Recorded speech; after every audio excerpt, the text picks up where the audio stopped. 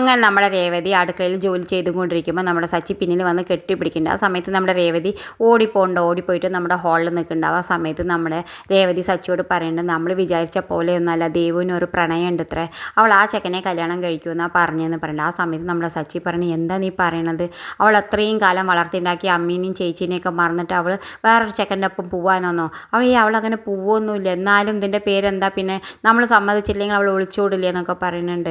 ഇതൊന്നും എനിക്കിഷ്ടമല്ല എന്ന് പറയുന്നത് നമ്മുടെ സച്ചി. എന്തായാലും നമ്മുടെ രേവതി ഒരുവിധം നമ്മുടെ സച്ചിനെ സമാധാനപ്പെടുത്തുന്നുണ്ട്. പിന്നെ കാണിക്കേണ്ടത് എന്തായാലും നമ്മുടെ ഭാമ ശ്രുതിയെ വിളിച്ച് പറയുന്നുണ്ട്, നമ്മൾ ചന്ദ്രയുടെ തീരുമാനം ശ്രുതിയെ കൊണ്ട് നിന്നെ ഡൈവേഴ്സ് ചെയ്യിപ്പിക്കുക എന്ന് പറയുന്നത്. ഇതൊക്കെ കേൾക്കുമ്പോൾ നമ്മുടെ ശ്രുതിയാണെങ്കിൽ ആകെ ഞെട്ടിട്ടുണ്ട്. ശ്രുതിക്ക് ഇനി എന്താ ചെയ്യേണ്ടതെന്ന് അറിയില്ല. എന്തായാലും ശ്രുതി പിറ്റേ ദിവസം രാവിലെ നമ്മുടെ ശ്രുതിയെ കാണാൻ പോകുന്നുണ്ട്. ശ്രുതിയോട് പറയുന്നത്, നിങ്ങളുടെ അമ്മയുടെ മനസ്സിൽ ഇപ്പോൾ എന്നെ ഡൈവേഴ്സ് ചെയ്യിപ്പിച്ചിട്ട് നിങ്ങളെ ഒരു നല്ല പൈസക്കാരത്തി പെണ്ണിനെ കൊണ്ട് കല്യാണം കഴിപ്പിക്കണം എന്നാണ്. പക്ഷെ ആ വിചാരം നടക്കില്ല.